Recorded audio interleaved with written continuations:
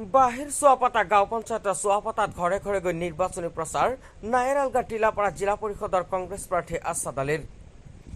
সংবাদ মাধ্যমৰ সাক্ষাৎ কৰাৰ আগত কংগ্ৰেছৰ জিলা পৰিষদৰ প্ৰাৰ্থীগৰাকীয়ে চোৱাপাতাত কেনেধৰণৰ ৰাইজৰ সঁহাৰি পাইছে আমাৰ হাতত মন্তব্য আছে, আমি শুনাই ল'ব বিচাৰিছো। ধন্যবাদ জনাইছোঁ তেখেতসকলে আমাৰ মাজলৈ আহি নিউজ কৰাৰ কাৰণে। আজি আমি বাহিৰ চোৱাপাতা বিভিন্ন ৱাৰ্ডত আমি আহি হোৱাৰ পিছৰ পৰাই মানুহৰ অভূতপূৰ্ব সঁহাৰি আমি পাইছোঁ। ৰাইজ আহি আমাক কৈ আছে কংগ্ৰেছ দলৰ বিপুল তাৰ প্ৰমাণ আপোনালোকে চালে। জাষ্ট আমি এটা নামাজ পঢ়ি এটা ঘৰত আহি বহিছোঁ, মানুহ চাৰিওপিনৰ পৰা আহি ইয়াত উপস্থিত হয়।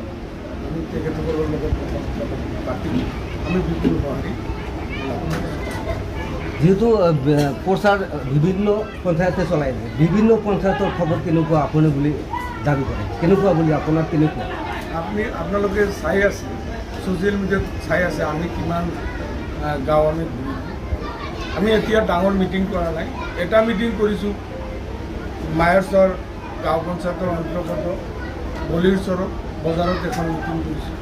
তাতে সেইদিনা AUDF দলৰো মিটিং আছিল। আমাৰ আগত তেখেতসকলে মিটিংটো কৰিলে, তাৰপিছত আমি কৰিছোঁ।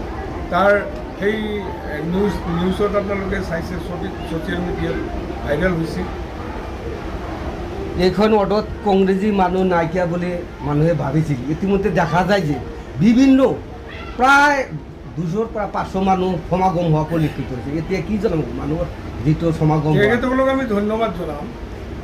ভাৰতবৰ্ষৰ এনেকুৱা এটা ঠাই নাই য'ত কংগ্ৰেছৰ সদস্য এজন নাই। কংগ্ৰেছ সকলো ঠাইতে আছে। এই কংগ্ৰেছৰ ইতিহাস ক'বলৈ গ'লে বহুত সময় লাগিব। কংগ্ৰেছে ভাৰতবৰ্ষখন স্বাধীন কৰিলে। সেই স্বাধীনতা সংগ্ৰামীসকল কংগ্ৰেছৰ লগতে আছে। তেখেতসকলৰ ল'ৰা ছোৱালীবোৰো কংগ্ৰেছৰ লগত আছে। আপোনালোকে জানে RSS কংগ্ৰেছৰ লগত নাই, আৰু সকলো সম্প্ৰদায়ৰ মানুহ আমাৰ কংগ্ৰেছৰ লগতে আছে। ঠিক আছে, ধন্যবাদ।